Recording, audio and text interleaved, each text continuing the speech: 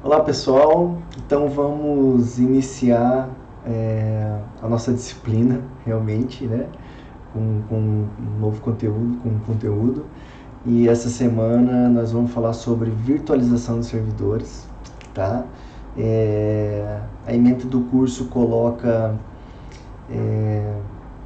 só isso lá, mas eu vou explicar um pouquinho a mais do que apenas virtualização de servidores, porque hoje em dia a virtualização não é só de servidores, de sistemas operacionais, né? O pessoal está virtualizando desktop, dispositivos de rede, as redes de computadores virtualizadas, então vai um pouquinho a mais do que apenas virtualização de servidores, tá? Mas onde a gente vai botar mesmo a mão na massa vai ser nessa parte de virtualização de servidores, tá? Então, o que é virtualização? Não estou falando de virtualização de servidores, estou falando de virtualização, tá? O termo virtualização tem origem no conceito de virtual mesmo, tá? Ou seja, algo abstrato que simula as características de algo que é real, tá? Dessa forma, a virtualização pode ser definida como a criação de um ambiente virtual que simula o ambiente real, tá? O que a gente está tentando fazer através da virtualização, então, é simular sistemas reais, tá? Criar sistemas virtuais, e esses sistemas eles acham que eles são reais mesmos, tá? A gente tem softwares que emulam o hardware. A gente vai falar um pouquinho sobre esses softwares, tá? E eles criam um ambiente no qual o sistema virtualizado, ele acha que ele está sendo executado realmente no mundo real, tá? Quais são as vantagens, então, desses sistemas virtualizados? Prioritariamente a econômica, tá? Então, a gente tem diminuição de desperdício de recursos, e quando a gente está falando de recursos, a gente está falando, por exemplo, de computadores, de energia elétrica, né? A maioria dos servidores de computadores, na maior parte do tempo, a CPU está ociosa. Então, se você virtualiza vários serviços dentro de um hardware real, né, você utiliza melhor esse tempo de CPU, você utiliza mais o processamento, né, do computador. Então, você não vai ter o desperdício de recursos, tá? Uma coisa que facilita também é backup e recuperação desses sistemas, né? Replicação desses sistemas também, a parte de segurança, failover, e aí a não aderência da arquitetura de hardware, né? Hoje a gente tem hardwares aí que baseado na arquitetura x86 ou ARM, né? Então você tem diferentes tipos de processadores, de arquiteturas de computadores, e quando você usa a virtualização, você não está preso especificamente numa arquitetura, né? Então, o que acontecia antigamente, você desenvolvia um aplicativo ou desenvolvia um software para ARM, por exemplo, e aí você tinha que reescrever ele para que ele funcionasse num sistema, por exemplo, com processadores Intel. Então, como você pode virtualizar o sistema, né? Isso acontece muito com sistemas legados, né? Sistemas mais antigos. Tem algumas empresas que eu já vi isso. Às vezes o cara tem um sistema lá executando, foi feito em COBOL, Clipper, né? Sistemas antigos, mas ainda que suprem a necessidade do negócio da pessoa, e a pessoa não quer parar de usar o sistema. Então acontece em alguns casos, né? Já vi casos assim, que às vezes a arquitetura do sistema operacional que ele utilizava, ela que rodava esse software, né? Então o software foi feito para rodar um exemplo, né, no Windows 95, né? E o software não funciona mais no meu Windows 10. Então o que pode acontecer é você virtualizar esse sistema operacional mais antigo para que funcione esse software, né? Isso é um dos exemplos, né? Acontece em alguns locais, tá? Mas e aí? A gente está ouvindo falar muito sobre computação em nuvem, e a gente esses dois conceitos, na verdade, eles se completam, né? Então, assim, existem diferenças. Porque a virtualização, ele é um software que torna um ambiente de computação independente da infraestrutura física, né? Ele cria esse ambiente virtual para outros sistemas operacionais, para outros aplicativos. Tá? Enquanto que computação em nuvem, ela na verdade é o quê? É um serviço, né, que fornece recursos compartilhados de computação. E a computação em nuvem, inclusive, pode oferecer virtualização. Né? Então, a computação em nuvem pode oferecer serviços compartilhados de software de dados sob demanda pela internet. Então, assim, os exemplos mais comuns aí, por exemplo, o Google Drive, Google Docs, hoje quase muita gente utiliza, né? Algumas empresas não tem nem o Windows mais na máquina, utiliza tudo os documentos na internet através de planilhas do Google ou outra tecnologia. Então, isso são serviços que são oferecidos na computação em nuvem. Né? A virtualização também é oferecida como um serviço na computação em nuvem, também pode ser oferecido. Tá? E aí, então quais são os tipos de virtualização que a gente tem hoje? Alguém pode definir alguma coisa a mais ou a menos, mas basicamente são 3, tá? Então a gente tem virtualização de servidores, né, de computadores, a gente pode ter virtualização de redes de computadores e virtualização de desktops. Essa última é muito interessante porque em meados aí de 60, 70 a gente já ouvia falar sobre isso, tá? Então, vamos deixar os servidores por último, tá? Então vamos falar sobre virtualização de redes, né? Rapidamente vamos passar sobre esse conceito, tá? Então, ao reproduzir completamente uma rede física, né, a virtualização de redes permite que os aplicativos sejam executados em uma rede virtual, como se estivessem sendo executados em uma rede física, porém com mais benefícios operacionais e toda a independência do hardware. Tá? A virtualização de redes apresenta serviços e dispositivos lógicos de redes, ou seja, portas lógicas, switches, roteadores, firewalls, balanceadores de carga, VPNs e outros, né, para carga de trabalhos conectados. Então, você pode, inclusive, né, numa virtualização de redes, criar, por exemplo, um roteador virtual. Ou, esses dias, eu vou falar de um exemplo para vocês, eu precisava criar uma rede VPN entre eu e alguns estudantes. Então, só que eu não tinha um concentrador VPN para fazer isso e não tinha na minha casa, eu não tenho na minha casa uma rede de dados que tenha um IP válido, né? Eu acho que na maioria de todos em casa vai ter um IP dinâmico, né?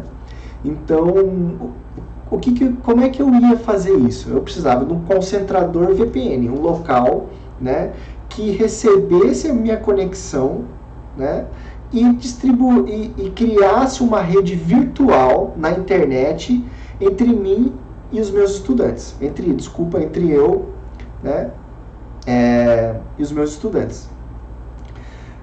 Então,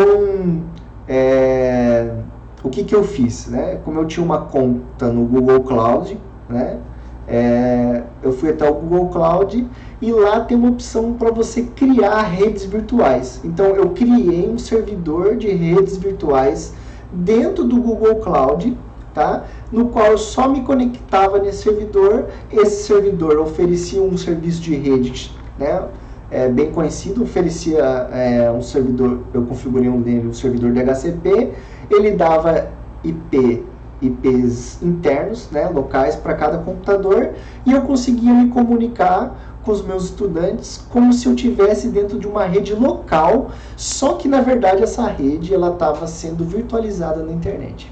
Então é um exemplo de como a gente pode utilizar isso, tá? A gente também tem a virtualização de desktops, né? A implantação de desktops como um serviço gerenciado permite que organizações de TI respondam mais rapidamente às novas necessidades do local de trabalho e às oportunidades que surgirem. Os desktops aplicativos virtualizados também podem ser fornecidos com rapidez e facilidades a filiais. Funcionários externos e terceirizados, trabalhadores móveis utilizando tablets e iPad podem utilizar esses desktops virtuais. Eu tenho um colega meu, inclusive, que trabalha aqui em Campo Grande, Mato Grosso do Sul, e ele utiliza essa virtualização de desktop. A empresa para a qual ele trabalha está em São Paulo, tá? E ele utiliza o computador dele para fazer acesso ao servidor da empresa que está em São Paulo, e ele está em Campo Grande. Só que ele não acessa os dados lá. O que ele acessa? Ele usa um cliente para desktop virtual, tá? Ele acessa uma máquina virtual dentro do servidor da empresa que está em São Paulo. Na verdade, é só o desktop, não chega a ser uma máquina virtual. Existe um software que virtualiza esses desktops. E aí que a empresa tem o controle correto, né, milimétrico dos dados que ele manipula, do código que ele cria, tudo dentro da empresa. E ele não precisa fazer cópia dos dados da empresa para o computador dele. O que ele vê no computador dele é só uma tela, né, uma janela, e dentro dessa janela tem um desktop com todos os aplicativos que ele precisa, né? Se ele está programando usando um Eclipse da vida ou outro IDE, já está tudo instalado ali. E não está sendo executado no computador dele, está sendo executado dentro do servidor da empresa. Tá? Isso é interessante porque não precisa fornecer o hardware, né, para os funcionários, né? O funcionário precisa de um terminal mais leve, não precisa de uma máquina muito potente. Imagine edição de vídeo, ele não precisaria ter uma máquina potente em casa, ele usa uma máquina maior dentro do servidor da empresa, e na hora de oferecer novas estações de trabalho é muito simples, né? Se ele tiver um servidor que comporte isso, ele só vai criar mais desktops virtuais dentro do servidor dele, tá? E aí a gente chega na virtualização de servidores, tá? Então a virtualização de servidores permite que vários sistemas operacionais sejam executados em um único servidor físico, né? A gente chama de host, como máquinas virtuais altamente eficientes. E aí a gente tem alguns benefícios, né? Maior eficiência da TI, redução de custos operacionais, a gente já falou, né? Mais rapidez na implementação de carga de trabalho, fica mais fácil você criar novos servidores, melhor desempenho dos aplicativos, maior disponibilidade do servidor. É claro que isso tudo se bem configurado, né? E eliminação da complexidade da proliferação dos servidores, né? Sempre que eu preciso de um novo serviço, de um novo servidor, eu tenho que, né, antigamente eu precisava o quê?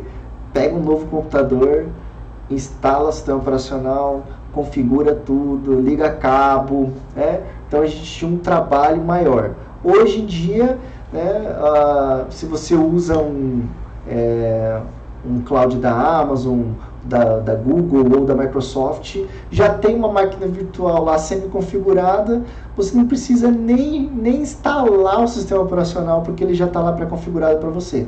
Você só vai configurar o serviço daquele seu servidor virtual. Então, elimina essa complexidade de deploy de novos serviços. Tá? E aí, como é que funciona essa virtualização de servidores? Num modelo padrão, né, num modelo que a gente já conhece, a gente tem aqui em cinza aqui, ó, né, o sistema não virtualizado. Eu coloquei x86 aqui, mas podia ser outra arquitetura. Tá? A gente tem a nossa CPU física, memória, placa de rede, disco, né? A gente tem a arquitetura aqui, né, do nosso sistema. A gente tem um sistema operacional, Windows, Linux, né, FreeBSD. A gente tem um sistema operacional e nós temos as aplicações de usuário rodando aqui dentro. Tá? Então isso aqui a gente conhece normalmente, né? Isso aqui é o padrão. Tá? E aí nesse segundo momento aqui, ó, a gente tem um sistema virtualizado com o uso de um hypervisor. Tá? E aí, nesse sistema aqui, ó, usando o hypervisor, o que a gente tem? A gente tem um hardware, a mesma coisa, CPU, memória, né, disco, e aí a gente tem um sistema operacional. Tá? Ele pode ser um Windows ou Linux, um FreeBSD ou um sistema operacional. Tá? Como nesse primeiro aqui. Só que a diferença é a seguinte: em cima desse sistema operacional, a gente tem um software, que pode ser um VMware, um VirtualBox ou outro software. Mas esse software aqui, ó, ele é o hypervisor. o que esse software faz?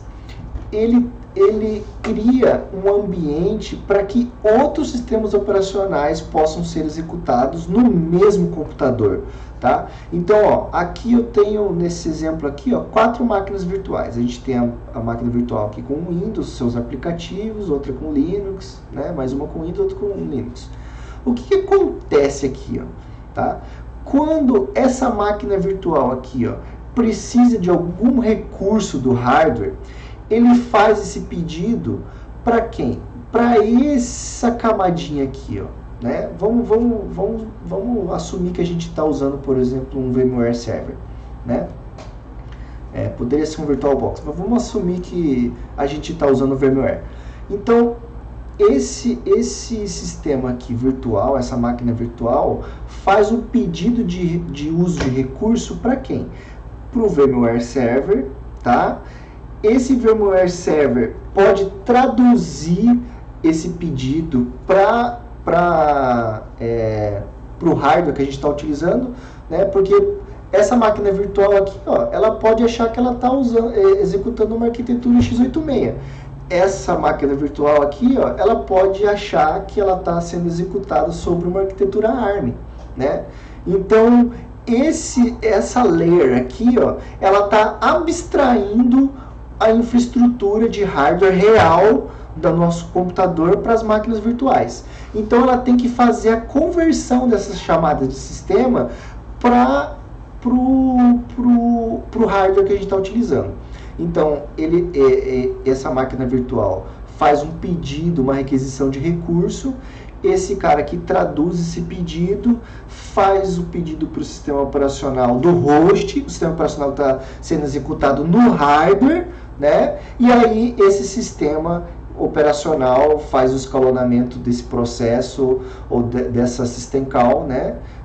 E utiliza o hardware para a tarefa que foi pedida para a máquina virtual. E aí executa essa instrução, o retorno, se tiver um retorno de algum dado, alguma coisa assim, volta para o sistema operacional, o sistema operacional devolve para esse hypervisor aqui, e aí ele transfere essa resposta para a máquina virtual, né? Isso aqui seria o padrão, né? De sistemas operacionais totalmente virtualizados, né? Ele não, essa máquina virtual, ela acha que está executando num x86, por exemplo, quando aqui embaixo o sistema pode ser um ARM, né? Então ela não tem ideia de que ela está sendo virtualizada, ela está sendo enganada, né? Ela está dentro de Matrix, tá? Mas aí eu falo, mas professor, eu ouvi falar que tem um suporte de hardware para máquinas virtuais. E existe, pessoal, tá? Hoje, praticamente em todos os processadores atuais, existe um conjunto de instruções específicas para dar suporte à virtualização, tá? Então, isso quer dizer que essa máquina virtual aqui, ó, ela pode diretamente utilizar um recurso de hardware, do hardware real, tá? Você pode disponibilizar para a máquina virtual um recurso real do hardware, para que ela tenha acesso diretamente ao recurso real do hardware, tá? Isso tem prós e contras, né? Se você disponibiliza um recurso real para a sua máquina virtual, a sua máquina virtual ela vai ficar presa no seu hardware. Desculpa, eu passei aqui. Então ela vai ficar presa ao seu hardware, né? Se eu quiser transferir essa máquina virtual para um outro host, tá? Para um outro hospedeiro, vai ser mais difícil, porque esse outro hospedeiro tem que ter o mesmo hardware que eu estou utilizando agora. Agora, quando essa máquina virtual aqui ela é totalmente virtualizada, fica muito mais fácil de transferir ela para outro hospedeiro. Só basta que o outro hospedeiro tenha um hypervisor, né, o mesmo hypervisor rodando, tá? Então, se você deixar que essa máquina virtual acesse diretamente recursos do hardware aqui, talvez você perca um pouco dessa facilidade de clonar essa máquina virtual para outros locais, né? E aí você tem que balancear isso, tá? O que você quer mais? Você quer mais desempenho das suas máquinas virtuais ou você quer que ela tenha mais mobilidade, tá? E aí é o arquiteto do sistema que vai decidir isso, tá? E aí o terceiro, né, tipo de virtualização de servidores que a gente tem são sistemas operacionais de virtualização mesmo, né? Aqui nesse segundo caso aqui, por que a gente tem que ter um sistema operacional Windows? Então, ó, eu estou falando aqui de um exemplo, né, que é o SX Server, né, poderia ser outro sistema operacional, mas esse aqui, ó, o SX Server, ele é um sistema operacional dedicado para virtualização, né? Então, ele não tem muito do overhead, né? Ele deixa de lado muito do overhead causado por outros sistemas operacionais, que são sistemas operacionais de propósito geral, né? Eles rodam Bluetooth, eles rodam planilha, Word, Excel, ou outros aplicativos, outros serviços, porque eles têm um propósito geral, né? Ele está ali para servir a vários propósitos. Já o ESX Server, que é um desses sistemas operacionais de virtualização, ele serve para quê? Para virtualizar computadores, né? Para virtualizar sistemas. Então, esse é o propósito dele, tá? O ESX Server, no caso, até ele é baseado em Linux, tá? Ele é um Linux, na verdade, tá? E aí, como é que funciona ele? Você tem aqui a mesma coisa, você tem seu hardware, CPU, memória e tal, você tem o ESX Server, que já é o seu hypervisor, né? Ele já está ali criando essa camada de virtualização, e aí, em cima dele, você tem os seus sistemas operacionais, né? Ele virtualiza aqui também, cria CPU, memórias virtuais, placa de redes virtuais, para cada sistema operacional, e cada sistema operacional tem a sua aplicação. Tá? Isso aqui é uma solução, na maioria esses sistemas operacionais são pagos, tá? Mas é uma solução muito mais profissional, tá? E aí, o que a gente vai ver então, né? Quais são as nossas opções de trabalho, né? Professor, vamos instalar um SX Server, né? O problema é que talvez a gente tenha requisitos de computadores para fazer isso que nem todos os estudantes vão ter, né? A gente vai precisar de mais CPU, de mais memória, de mais disco, vai ter que formatar a máquina, né? Dá para virtualizar ele também? Não dá, mas talvez o hardware necessário para isso nem todos têm. Então, o que eu vou procurar fazer é tentar simplificar isso, para que todos consigam executar esses sistemas e testar na sua casa, tá? Então, assim, o que a gente vai dar uma olhada e vai testar, e a gente vai estar utilizando com bastante frequência aqui, tá? O Oracle VirtualBox, né? Acho que todo mundo já teve contato com ele. A gente tem de opção para ele também gratuita o VMware Player, tá? Eu gosto, assim, eu gosto mais do VirtualBox, tá? Mas a gente pode também estar utilizando o VMware Player. Esses dois aqui tem para Linux e para Windows, tá? A gente tem o Proxmox, tá? Também para Linux, daí nesse caso. Ele utiliza um hypervisor, se chama KVM. O KVM já é nativo do kernel Linux, tá? Então, assim, já bem testado, tem muitas empresas que utilizam KVM, então talvez seja a melhor opção livre, open source, para a gente utilizar, tá? A gente tem também o XCP, tá? Que ele utiliza um hypervisor Chain Server, também bem conhecido. O Chain Server hoje, a dona do Chain, ele é a Citrix, né? Ele tem uma versão livre e tem uma versão também que tem que ser paga, tá? A gente também pode testar o XCP.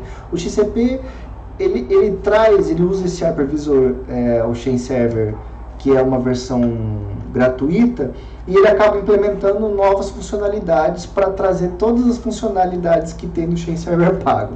Não todas, mas muitas que foram retiradas das versões mais antigas, que eram livres, que hoje não existem mais, e aí ele acaba trazendo dentro desse pacote aqui do XCP, trazendo tudo isso. Também é bem interessante, tá?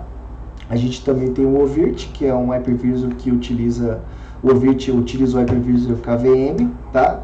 E aí, para quem quiser também, pode estar utilizando, né, para conhecer o Hyper-V, que é um sistema de virtualização da Microsoft, tá? Então, a ideia para agora, para os nossos próximos passos, tá? É estar utilizando, eu sei que tem gente que já utilizou muito o VirtualBox, eu tenho certeza disso, tá? Mas eu sou obrigado a falar um pouquinho do VirtualBox e mostrar como instalar, como configurar uma primeira máquina virtual, porque eu tenho certeza que tem gente que não sabe ainda, tá? Então vamos ter um pouquinho de paciência. E aí vamos usar o VirtualBox, vamos instalar Linux nele, e aí a partir do VirtualBox a gente vai usar essas outras ferramentas também. Tá? Quem quiser usar o Hyper-V da Microsoft também é interessante você conhecer, tá? Então essa é a nossa introdução, né, sobre virtualização, né? Se você tem alguma questão, pode me mandar e-mail, tá? Pode me ligar, mandar WhatsApp, sinal de fumaça, né? usar qualquer meio de comunicação aí, eu fico à disposição de vocês. Beleza? Valeu, um abraço.